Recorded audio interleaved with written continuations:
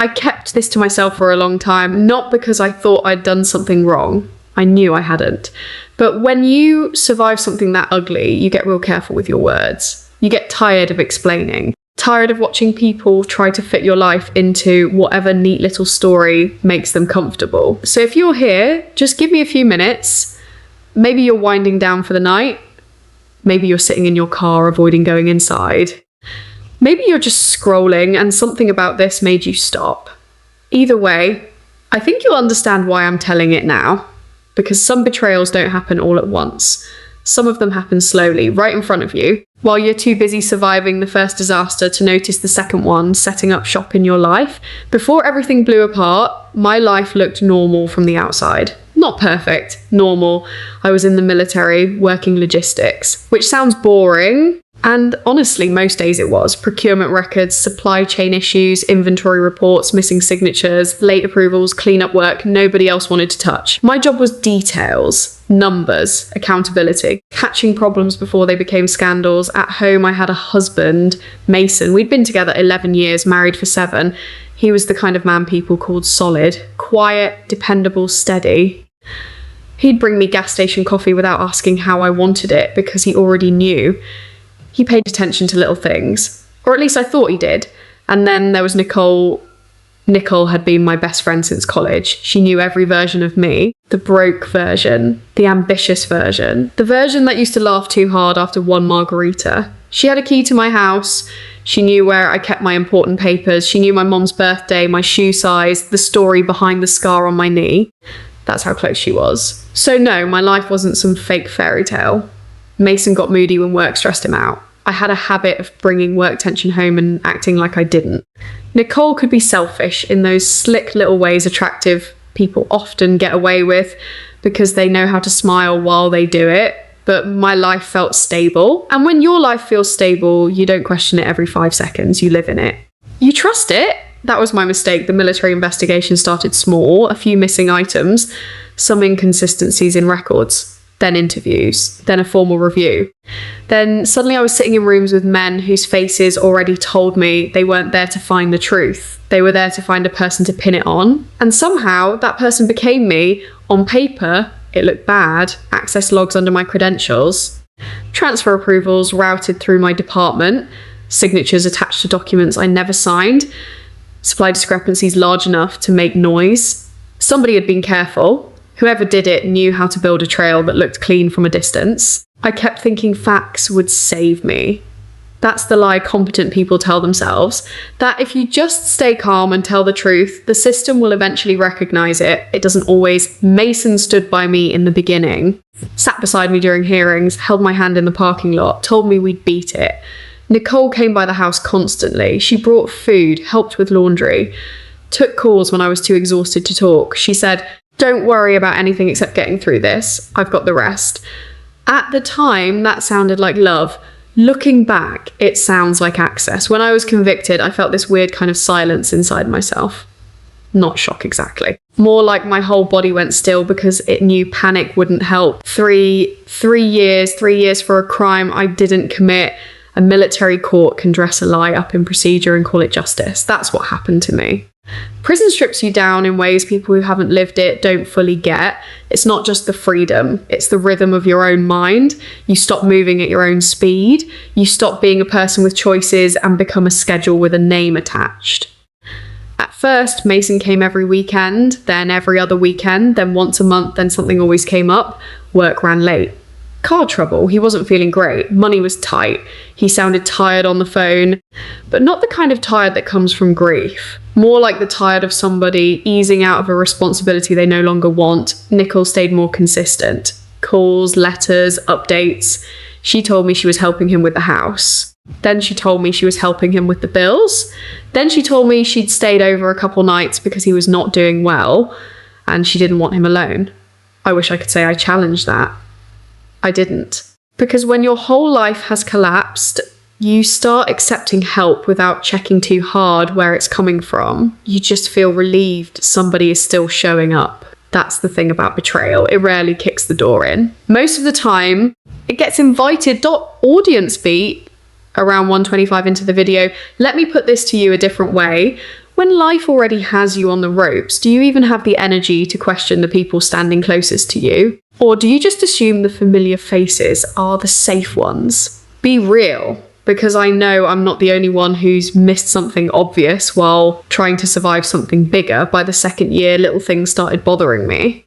Mason and Nicole had started sounding alike. That probably sounds small, but you notice weird details when you have nothing but time. She'd say, he's under a lot of pressure. A few days later, he'd say, you got to understand, I'm under a lot of pressure. Same wording, same tone, same little pause before the last word. She started knowing things I hadn't told her directly, about arguments Mason and I had on the phone, about legal updates I only gave him, about financial issues that should have stayed between me and my husband. I noticed it. Then I explained it away because the alternative was ugly, and ugly gets a whole lot uglier when you're trapped and can't do anything with the truth once you find it. Then one day, late in my third year, I got pulled in to verify some civilian paperwork connected to my financial records. Not a lot of details. Just enough to tell me somebody had been moving things around back home under the excuse of necessity. I asked questions. Wrong questions, apparently, because the tone shifted fast. That's when I wrote my first letter to a civilian attorney. Her name was Lydia Kane, former military legal counsel, now private. Sharp, cold in the best way. Not cold like cruel. Cold like precise, like she didn't waste sympathy where strategy would do more good. She reviewed my case first, then she reviewed everything attached to my name, and that was when the floor really dropped out. My conviction had holes in it, big ones. Evidence mishandled, procedures skipped, records accepted without proper authentication. Somebody upstream needed the case closed fast, and I was convenient, but that wasn't the only problem. While I was locked up, Mason had been shifting money, using shared accounts, initiating changes to the property structure, and letting Nicole handle things no friend should have been handling. She was listed on documents as a contact point. She'd signed as a witness more than once. There were spending patterns that made no sense if all she was doing was helping. I still remember sitting there with Lydia on the phone, hearing all that, and feeling my chest go completely calm. That's the moment people imagine I broke down. I didn't. I got quiet because once I really knew, emotion became a luxury. Strategy mattered more. That was the pivot. I stopped asking, why would they do this? And I started asking, what can I prove? Lydia filed to challenge the conviction. Hard. Methodical, no drama, just pressure in the right places. At the same time, she told me not to alert Mason. Not Nicole. Nobody. She said, if they think you're still in the dark, they'll keep behaving naturally. And she was right, so I waited. Not passively. Intentionally, I kept every letter, every account summary, every timeline note, every inconsistency. I wrote things down the way I used to document military supply issues, dates, phrasing, unusual changes, access points, paper trails. Funny how the skill set they used to bury me ended up helping me dig myself back out. Eventually, the conviction was overturned, not because somebody developed a conscience, because the facts got too loud to ignore. The day I was released didn't feel cinematic, no swelling music, no dramatic tears. I was exhausted, numb. My body felt like it belonged to somebody older than me. Lydia picked me up herself. She asked if I wanted to call Mason from the road. I said no. Something in me wanted to see the truth before anybody had time to rehearse it.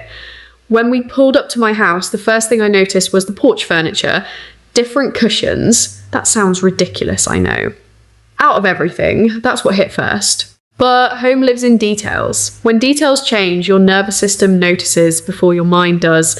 Then I saw a potted plant by the front door that I knew Mason never would have bought in a million years. Nicole loved those stupid little decorative olive trees. I didn't say anything.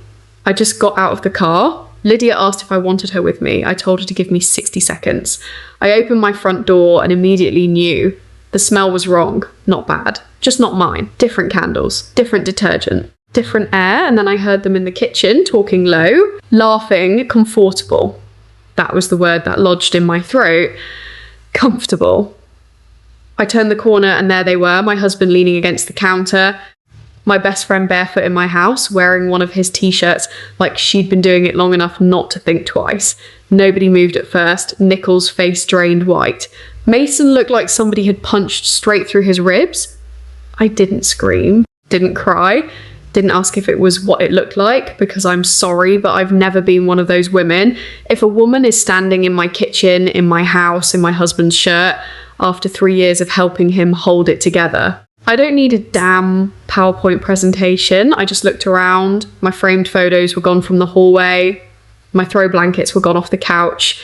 The coffee mugs my sister bought me had been replaced. Drawers had been rearranged. My life had been slowly erased and rewritten while I was still alive to remember it. That part did something to me. More than the affair. The affair was betrayal. But being edited out of my own home, that was something colder. Audience beat around 4:40 into the video. I'm curious, if you had walked into that scene cold, would you have gone off right there? Or would you have done what I did and let the silence make them sweat first? Because sometimes the strongest move isn't saying the most. Sometimes it's letting people hear how guilty they sound when nobody rescues them from it. Nicole started talking first. Fast. Too fast. She said it just happened. Said they leaned on each other. Said everything had been confusing and emotional and complicated. That word, complicated, always cracks me up when it comes from people doing dirt. Because no, actually, it was pretty simple. I was gone. They wanted what was mine. They got comfortable taking it. Mason stepped in next, trying to sound reasonable. He said he hadn't known how to tell me. Said he never meant for it to happen like this. Said he'd been lonely. Overwhelmed. Lost. I remember looking at him and thinking, wow, you really thought you'd still be the victim in this story. So I said very calmly, you both seem to have confused my absence with permission. That shut them up. Then I told them my conviction had been overturned. And if you want to know what pure panic looks like, it looks exactly like two people realising the woman they quietly replaced is not only back, but legally back with receipts. Mazen started trying to pivot, talking about conversations, nuance, timing, private discussions. Nicole looked like she wanted to disappear into the floor. I didn't raise my voice once. I told them my attorney had already reviewed the financial activity, the property records, the occupancy details, the account access. I told them nothing else needed to be said in that kitchen. Then Lydia walked in. You could feel the whole room change. Mason's shoulders dropped. Nicole took an actual step back. That's the thing about sneaky people. They're brave as hell when they think all they're facing is emotion. Paperwork, procedure, consequences, whole different energy. Within a month, Mason was out of the house, not because I begged him to leave. Because legally he had no room left to manoeuvre. Nicole disappeared right along with him. No apology worth hearing, no dramatic explanation, just distance, which was fine by me. I wasn't looking for closure from a woman who could watch my life collapse and still decide that was her moment to move in. And Mason kept trying texts, emails, one voicemail where he was crying so hard he could barely get through it. I deleted most of it unread because once somebody betrays you that thoroughly, the details stop mattering. Whether they meant to hurt you, whether they didn't plan it, whether they feel awful now, all of that is just noise after the fact. What mattered was what they did when I was at my lowest. That told me everything. Audience beat, around 7.5 into the video. Be honest with me on this one. Once trust gets broken that deep, do you think there's any real coming back from it? Not pretending. Not patching it up for appearances, I mean for real. Or is there a point where respect leaves the room and nothing worth saving is left behind? The part people don't always understand is this. I do miss pieces of my old life. I miss who I thought I was in it. I miss the woman who still believed loyalty was automatically returned if you gave enough of it. I miss the simplicity of not knowing, but I do not miss doubting my own instincts. I do not miss explaining away red flags just because I didn't feel ready for the truth. And I sure as hell don't miss making myself smaller so other people could stay comfortable. Healing for me wasn't glamorous, it was paperwork, therapy, new locks, rebuilding credit lines, reclaiming my space. Sitting in a quiet house and learning that peace can feel unfamiliar when chaos used to wear the face of love. I got my home back, I got my record cleared, and little by little, I got myself back too. Not the old version, she's gone. The new one is better, less trusting maybe, but sharper, calmer, harder to fool. A whole lot less willing to confuse history with character. That's what saved me in the end. Not revenge, not rage, discernment. I finally stopped asking people to be who they pretended to be and started believing them for what they actually were. That changed everything. So no, I don't tell this story because I want pity, and I don't tell it because I want applause either. I'm telling it because somewhere out there, somebody is sitting with a gut feeling they keep trying to talk themselves out of. Somebody is calling betrayal complicated because the truth sounds too brutal in plain English. And if that's you, hear me when I say this. You are not crazy for noticing the shift. You are not dramatic for questioning what feels off. And you do not owe blind loyalty to people who got real comfortable benefiting from your pain. I didn't lose my husband to my best friend. I lost the fantasy that either one of them was built for honesty when it really counted. That's not the same thing. And weirdly enough, realising that set me free more than prison ever could kept me trapped. The day I called Lydia after seeing them together, I didn't cry. I didn't rant. I didn't ask what to do. I just said, I'm done being patient, do what you need to do, and she did best call I ever made. So now I want to hear your take. When somebody shows you exactly who they are during the darkest chapter of your life, do you make room for explanations, or do you let their actions speak and move accordingly? And one more thing, do you think people like that change, or do they just get better at packaging the same mess differently? I really do read the comments, so don't hold back. And if any part of this felt a little too familiar, yeah, you're probably not here by accident.